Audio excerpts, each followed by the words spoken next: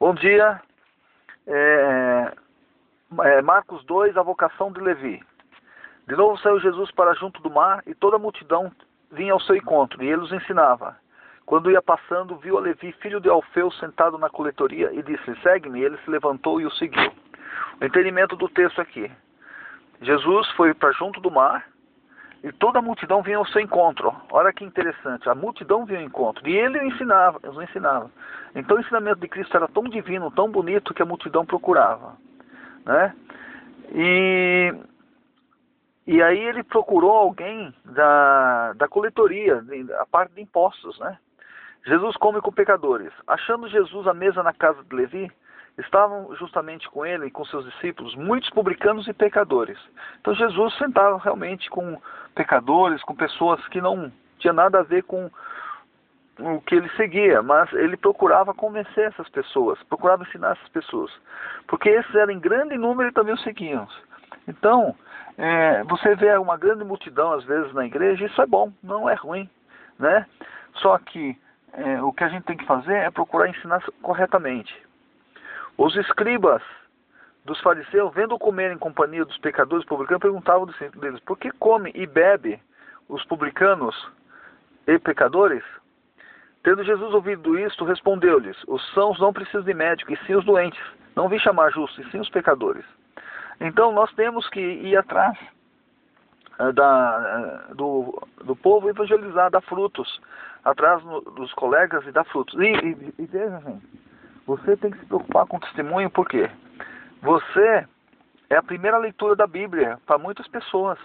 Se você se fala que é cristão, você tem que dar testemunho correto. Não é isso? Então, aqui, ó, a gente tem que procurar as pessoas que estão doentes espiritualmente, que precisam da nossa ajuda. Aqueles que querem, né? Aqueles que não querem, a gente transmite e também não podemos forçar, né? Então, está aí o recado. O jejum. Ora, os discípulos de João e os fariseus estavam jejuando. Vieram alguns e lhe perguntavam: por que motivo jejuam os discípulos de João e dos fariseus, mas os teus discípulos não jejuam? Respondeu Jesus: porém, porventura, jejuar os convidados para o casamento enquanto o noivo está com eles? Durante o tempo que estiver presente o noivo, não pode jejuar. Dias virão com tudo que lhe será tirado o noivo, e nesse tempo jejuarão. Ninguém costura remendo de pano novo em veste velha, porque o remendo novo tira a parte velha e fica maior a ruptura. Ninguém põe vinho novo em odres velhos, do contrário, o vinho romperá os odres, e tanto se perde o vinho como os odres, mas põe-se vinho novo em odres novos. Bom, aqui os cristãos devem jejuar. Jesus comparou a sua permanência com os discípulos a uma festa de casamento. Como não mais se encontra fisicamente entre nós, é cabível jejuar. Não porque seja ordenado como no Antigo Testamento, mas porque é benéfico para o nosso desenvolvimento espiritual. O jejum nos ajuda a nos concentrar na oração, aviva a nossa consciência espiritual e dá intensidade à nossa comunhão com Deus, e lembra-nos das nossas fraquezas e da nossa total dependência de Deus, né?